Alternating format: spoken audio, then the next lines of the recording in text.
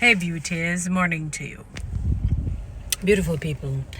I'm reading 4 books right now, a chapter from each book.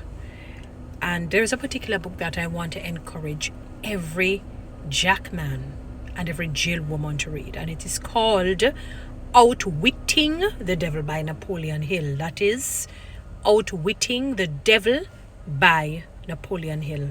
Trust me, you'll thank me for buying that particular book and reading it. And there is a section in it in which his supposed conversation with the devil to ask him his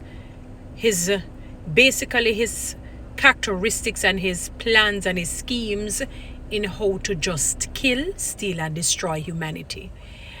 And in one of his ways, the devil mentioned to him that he uses failure as a weapon against humankind.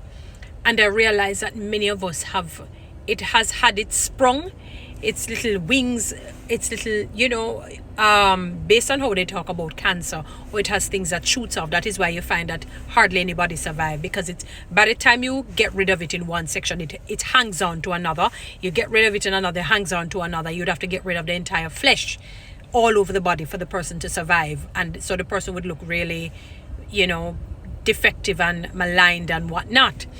So similarly with failure, what the devil has done is that he has used failure, one, to break down one's morale, destroy self-confidence, and I'm using what Napoleon Hill had, put together based on what he said the devil would have told him, subdues enthusiasm, dulls imagination, and drives away definiteness of purpose.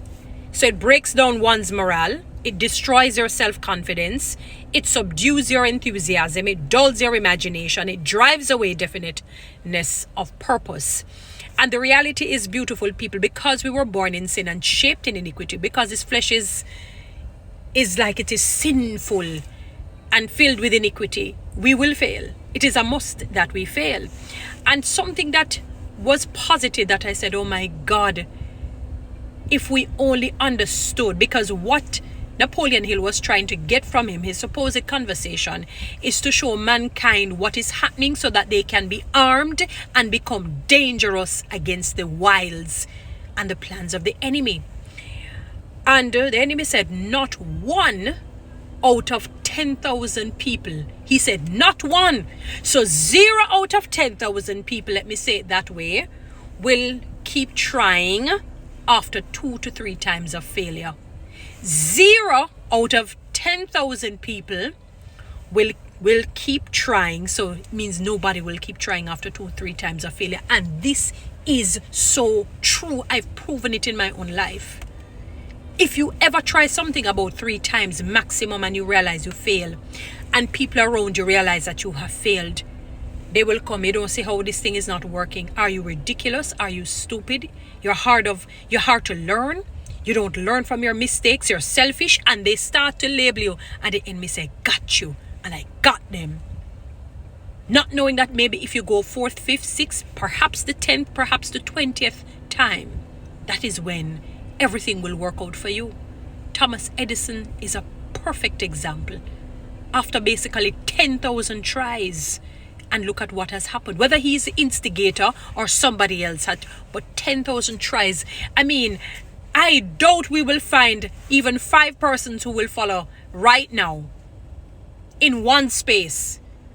And I'm not saying that we cannot, but hardly likely you'll find 5 persons in a space of about 2,000 people who will do what Thomas Edison has done. Trying 10,000 times?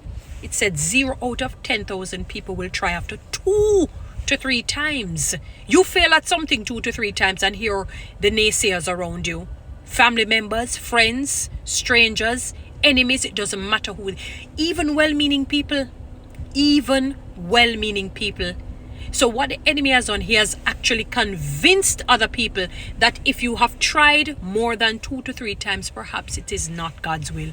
Perhaps it is not for you to try. Perhaps you should give up now. Because what he's training you to do is to not follow what Galatians 6:9 says. Do not get wearied. Basically, do not give up in doing good. Because in due season, you will reap a reward. Do not give up in doing good, because in due season you will reap a reward. And what the enemy has done is that he has allowed, you see, in terms of the characteristics or the consequences that follows failure, in terms of breaking down one's morale, destroying one's self-esteem, it subdues your enthusiasm, it dulls your imagination, or it stunts it and drives away a definiteness of purpose, where you feel like, I'm just meandering around earth until my time comes to leave it. Is that he has gotten other people to believe that if you fail 2 to 3 times, it means you're doing something foolish. And what we have done, we have coined this thing where they say, you're crazy if you follow, if you keep doing the same things the same time, you will get the same results. That's maybe scientifically true. Well, if we were to go by that, so every day if I give God thanks, Lord, I thank you for whatever it may be, I'm doing it, fervently and with purpose, with meaning and sincerity of heart. Remember, part of the fruit of the Spirit is patience and long suffering. There must come a time when God say, all right, for about 2-3 years, she has been thanking me for this thing. She has believed it when it says, for faith is the substance of things hoped for and the evidence of things not seen. I'm going to grant it to her. It therefore means that we would be crazy. Because if we're going to go to doing the same thing at the same time, the same way or something of the sort like that, it means that you will get the same results. We have to be careful in using that in all areas of life. We serve an unorthodox God. We serve a God that tells you and I, no matter how brilliant you and I are, that his ways are above our ways. His thoughts are above our thoughts. Failure is a must. It is a part of life. There is a book by the very present, the very esteemed, notable John C. Maxwell called Failing Forward. Fail forward. In other words, you drop down, you get right back up and you go again. Yes, it can be quantum in your tries. You can try something different, a different method, but you continue on that path. Be persistent. Persistence is faith. If you have faith in God, it means that you're going to persist. It means that you're not giving up. It means that you're saying, God, I am not stopping. I don't care what anybody wants to tell me. I don't care how the enemy wants to make it look as, because remember one of the characteristics of the devil is that he posits himself as an angel of light. He posits himself as an angel of light. So in other words, if he comes like an angel of light, he's going to say something that is going to sound good. It may even sound godly, but it is a common Godly. A common Godly, not capital Godly. In other words, not from the heavenly realms, but from the evil spiritual realm. I remember years ago I was watching a program. I don't know if it is on one of the gospel networks. And in that particular thing, he posited himself. And I remember forgot the movie. Sorry, guys. I was watching the movie, and like the two men were in heaven talking. Let us say there were two angels, so to speak. And they saw this light coming, and it just came. It was just pretty coming along, and we're saying, oh my God, an angel is coming, something like that. I remember I was saying that the men in the movie were saying that. My Lord, when the thing come and finally come, them realize it was Lucifer. You realize it, because you heard them say, oh my goodness gracious, it fooled us down to me as a young person. And I never forgot that. That is when that scripture says he can come as an angel of light meant something to me. Sometimes some of these movies teach you some things, trust me on that. And I said, oh my God. Just like with gambling, I tell people it wasn't the scriptures that taught me. It was a movie that God allowed me to watch that taught me that this thing is dangerous.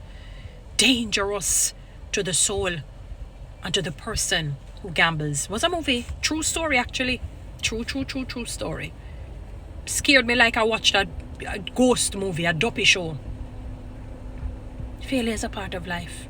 We have to fail. We must. It is indicative of when the scripture says, the righteous man falleth 7 times. The righteous man faileth, let me say it that way, 7 times, but gets back. And it doesn't mean a literal 7 times. You go down, you must get back up again. You go down, you must you get up. You get right up and you go at it. Ask God for more supernatural ideas, wisdom and understanding and knowledge of how to attack this thing. Because we're going to make it.